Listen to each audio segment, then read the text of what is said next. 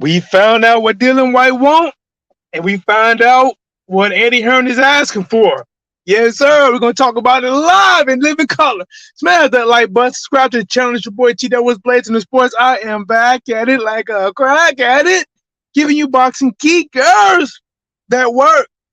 All right, guys, listen. So as we look at Deontay Wilder trying to get that fight with Andy Ruiz, and the rumor was a while ago that Joshua was trying to get a fight with Dillian Whyte. And then if Joshua beats White and Wilder beats, whoever he fights, let's say Andy Ruiz, then they got the mega deal for the big bucks, the life-changing money in Saudi Arabia. Joshua versus Wilder, Usyk versus Tyson Fury. Then the winner of those two bouts faces each other. But now, guys, get to a little bit more information that is holding up Dillian Whyte versus Anthony Joshua. Dillian Whyte says, listen, I don't want a rematch. Let's just do a one-fight deal. And if I beat Joshua, let me go on and take his spot in Saudi Arabia. I don't want to be tied up for a year with a rematch clause. Guys, listen, y'all know Eddie Hearn. Eddie Hearn's the rematch king. Eddie Hearn would probably make you say, hold on, mate. Before I play you in pity pack, you got to sign a rematch clause. I'm not going to have you beat me in pity pack and go bragging to people. We're going to do a rematch, right? That's why some people, very creative, nickname it rematch room. But guys, what do you think about this? Does Dillian Whyte have a point? Does he not? Joshua wants to fight Dillian Whyte or whatever, Eddie Hearn, whoever wants it. They want Dillian Whyte versus Joshua. They believe Joshua can beat Dillian Whyte, but they are putting a rematch clause in there. In case Joshua lose, like majority of his fights lately, he has a rematch to right his wrong in the very next fight. Dillian Whyte said, listen, I don't want to do that. I don't want to tie up a year. If I beat him, I want to take his spot in Saudi Arabia for the game-changing money. American Path to Travel in the building, what it do, what it does, how it's been, my friend. Let's talk. Does he have a point? Can he make that decision? Now, does he have a point without trying to do a contract, a rematch? Yeah, I can kind of understand that. But is that going to guarantee him that Saudi Arabia like, okay, well, he beat Joshua, give us Dillian Whyte. We have Dillian Whyte face Deontay Wilder. I don't think so. That's a lot of moving parts right there. If he beats, here's the thing: if Joshua beat Whyte, especially in a good fashion, it's just going to boost up Joshua versus Wilder. But if Dillian Whyte beats Joshua, it's just going to confirm to a lot of people that Joshua just not what he is no more. The whole Joshua versus Deontay Wilder thing, it's just going to be gone, right? That fight just going to be shot. And at that point, all Joshua will have at that point, at least at that point, is the rematch clause he has against Dillian Whyte, if he takes it. But if Dillian Whyte beats Joshua, I don't know if a lot of people are going to be clamoring for that. Maybe. You know what? Maybe. You know what? Who am I to say maybe? Because Dillian Whyte, for a long time now, years, let's go, Wilder, let's go, right? I'm ready, right? So I don't think Eddie Hearn is in that position, to say, hey, if you beat Joshua, then you take Joshua's spot to fight Wilder. I don't think so, because then you got to deal with Saudi Arabia, and then you got to deal with Deontay Wilder. And all parties have to agree. But listen, it's probably possible. The one major thing that could happen, and it probably would be in Deontay Wilder's favor, is that if Joshua does beat, if Whyte does beat Joshua, and Whyte is accepted to fight Deontay Wilder, going to listen, man, give me more share of that money. Get me more share of that bottom line. He is not a seller. I am a seller. He arguably lost 3 out of his last 4 fights. We knew Joshua was in blah, blah, blah. Give me more money, I take his head off. Guys, smash the like button, subscribe to the channel. What do you think? Are you tired of these instant rematch clauses when there's no title? I can somewhat understand if somebody has a title. I can somewhat understand it because you're the champion, and if somebody, something freaks happen, you get a, elbow or anything happen, and you tear an ankle and you lose your title that way, you don't have nothing to protect you. I can somewhat understand it, but I also like it when that there is nothing in writing that would guarantee that you would have to do it again. With Joshua, to be honest, a lot of these rematch clauses, they have been like lifelines, something that he can hold on to, and they have worked for him. The rematch clause because Andy Ruiz worked for him. The fight with Usyk still got him back in there, as well. And he's fighting Dillian Whyte. And even though Joshua will most likely be the favorite, Dillian Whyte can crack. Dillian Whyte kind of buzzed him back when Joshua was still pretty good. And if he buzzed this Joshua that's mentally what a lot of people see not 100% there. Well, let me see what my boy say. Wilder called out Ruiz, Dillian called out AJ. So let's see Wilder versus Ruiz and Dillian versus AJ, and let the winner of those events fight the mega dollar in Solid. Now listen, that is somewhat what Dillian Whyte is saying. The thing that makes me think that is more difficult, it got to be something that Saudi wants to buy. When you look at the height for Deontay Wilder versus Joshua is just way more bigger than the height versus Wilder versus Dillian Whyte. Everybody wanted Joshua versus Wilder for a long time. The same with Andy Ruiz, right? So the demand for Wilder versus Joshua is bigger than, let's say, if Joshua and Wilder lost their last fight, and Andy Ruiz and Dillian Whyte won. I don't think demand is going to be as big money wise or equal to if Joshua versus Wilder. Andy versus Whyte is just not bigger than Joshua versus Wilder.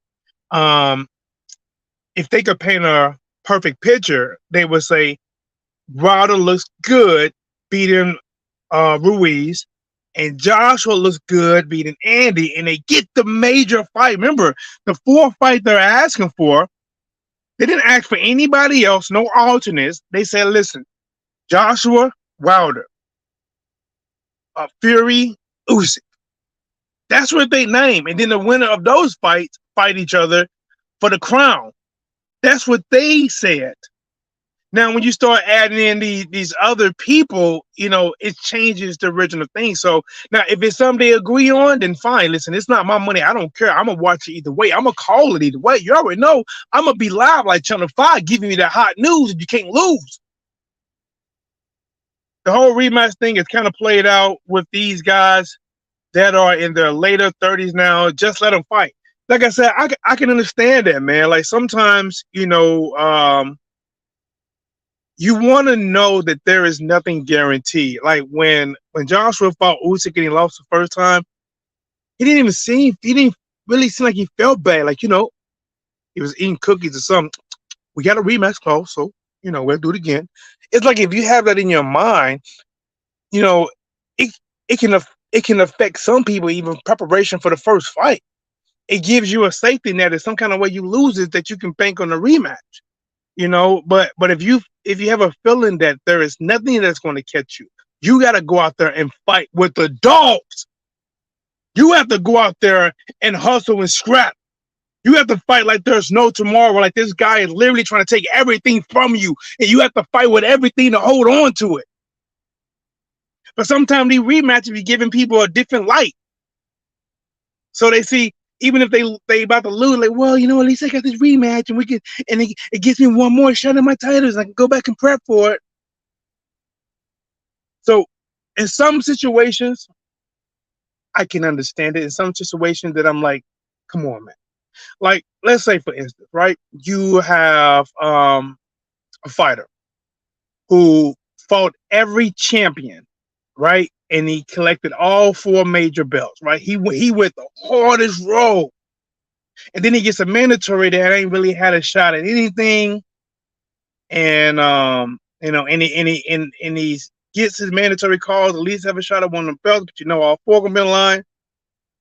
I would understand that champion saying, hey, I had to work for all this, and just in case something weird happens, tears my ankle or a big major cut, I want to protect myself.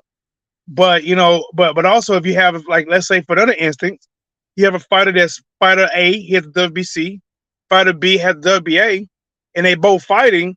Realistically, I don't really care about a rematch. I think it makes it mean more to me if there was not a rematch clause. Even with the Earl Spence versus Terrence Crawford, you know, I think people feel they might see it more than once, but I would like to feel that this is it in the first fight, you know. And if they make a fight after that, they do it. But once you have it in contract, it just gives a whole thought of it. Um, the first fight, in all honesty, that's the one that's going to probably hit the biggest numbers. Especially if it's like my boy American Patrick Travis say, it's a one-sided beatdown by Earl Spence beating down Terrence Crawford. Even if they enforce the second fight, it's just not going to do the same. But all right, guys, it's your boy T. I wanted to just go live for a little bit. He says, and as for Dillian versus Joshua, AJ already beat Dillian once, didn't he? Yes, he did. He knocked him out silly. Yes, he did. Whyte hurt him in that fight. AJ bounced back and he like crushed Dillian Whyte. He left him slumped doing a limbo or something like that, on the ropes. His knees was bent in a way that it probably took him a while to walk straight without pain for a minute. And Joshua left him like that, like he was comfortable. Yeah, he already beat him. Once.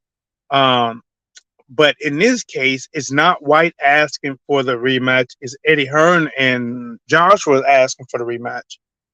And it's kind of like protecting them, And again, I think fights like this, even if they did a rematch, I think this has been too much of a crutch for Joshua, and I think it affects him mentally. I think if Joshua goes out there and there's no rematch, and Eddie Hearn tells him, hey, there's no rematch, you got to go out there and hunt this guy, right? You know he's coming to get some get back. You beat him once. He wants to beat you. He already talking about going to Saudi. And even though there's no deal for Dillian Whyte to fight in Saudi, but if Dillian Whyte beats you so bad, Joshua, it might be acceptable to Saudi. Because there's some history between Whyte and Wilder. It might be somewhat acceptable. And they might want to make that deal, and Wilder might think it's easy because Whyte is just not that fast and the head is kind of on the line. You got to go out there and fight. So, reality for Whyte versus AJ, I don't think there should be a rematch clause on the line. My personal opinion. I don't think so. I know why they're doing it, just to get another payday for Joshua, because the Wilder fight will be shot. At that point, it is shot.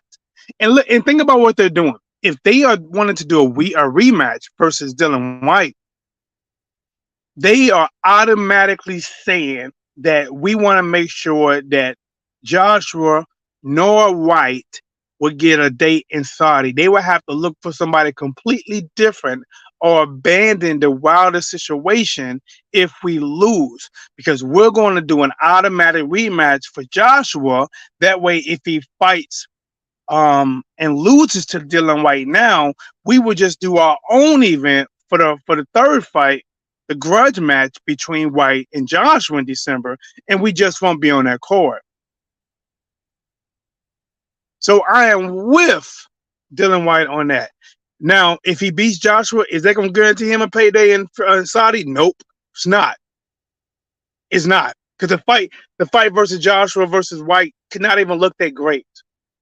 And most people, if Whyte wins, because I've never seen Whyte look great. If Whyte wins, I think it's going to look worse on Joshua. Just don't have any more. He's not a top tier no more. It's going to be a hard push for him to retire. Then Whyte was just that great. I don't think we're going to get that.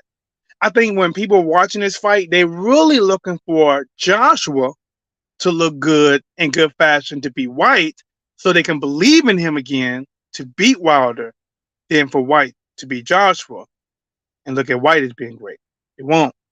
They're going to look at Whyte as being a person that's still mediocre or okay, maybe good in some ways, beating a washed-up Joshua who just don't have it anymore. It's your boy T-Dub. Hit the like button, subscribe to the channel. I'm back at it. Crack at it. Giving you boxing geekers. that works.